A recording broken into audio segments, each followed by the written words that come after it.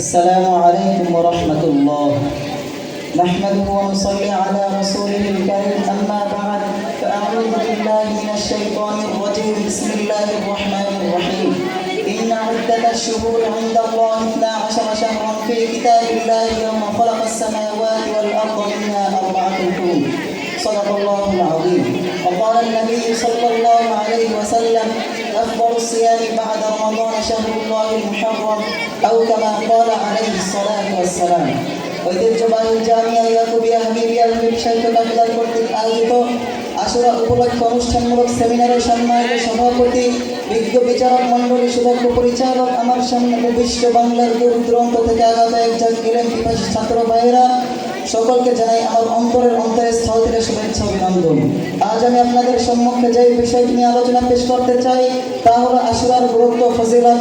আল্লাহ রাব্বুল আলামিন চাহেন তো উক্ত বিষয়ের উপর কিঞ্চিত পরিমাণ আলোকপাত করব। আমা তাওফীকি ইল্লা বিল্লাহ। মুহতারাম সামিঈন, সময় তার নিজ গতিতে বয়ে যায়, সব কিছু শুরু হয়, শেষ হয়ে যায়। দিন যায়, রাত আসে, রাত যায়, দিন আসে, এভাবে শেষ হয়ে যায় সপ্তাহ, মাস ও বছর।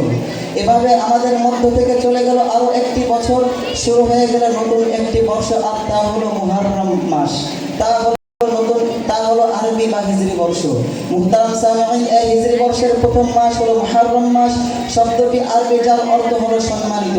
আর বাস্তব বিচারেও প্রতিটি মুমিনের দৃষ্টিতে এই মাস অত্যন্ত সম্মানিত। মুহতারাম সামিঈন, এই মাস আলোকিত হয়েছে হাজার হাজার ইতিহাস ও রাসূল সাল্লাল্লাহু আলাইহি সাল্লামের বরকতময় রোজার মাধ্যমে। মুহতারাম সামিঈন, আসুন আমরা আশুরা রোজার গুরুত্ব সম্পর্কে জেনে নিই।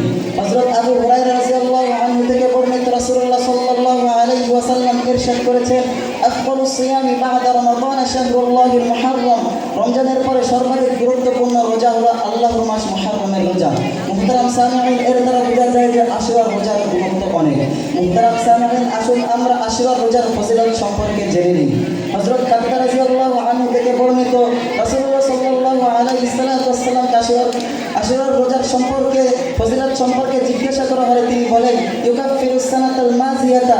আশুরার রোজা বিগত বছরের গুনাহসমূহকে মোচন করে দেয়। মুহতারাম সামিঈন, একটি রোজা যদি বিগত বছরের গুনাহসমূহকে মোচন করে দেয়, এর দ্বারা বোঝা যায় যে এই রোজার ফজিলত অনেক বেশি। মুহতারাম সামিঈন, আসুন আমরা আশুরা রোজার ইতিহাস সম্পর্কে জেনে নিই।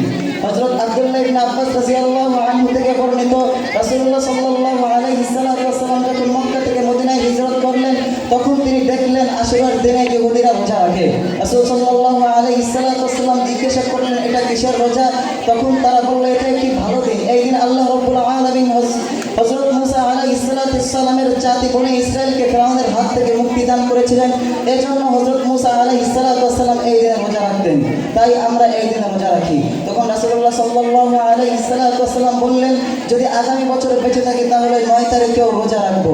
মুহতারাম সামিঈন, এর দ্বারা জানা যায় যে আশুরার সুন্নাত রোজা হলো দুটি, যার রাখার পদ্ধতি হলো 9 এবং 10 তারিখে অথবা 10 এবং 11 তারিখে।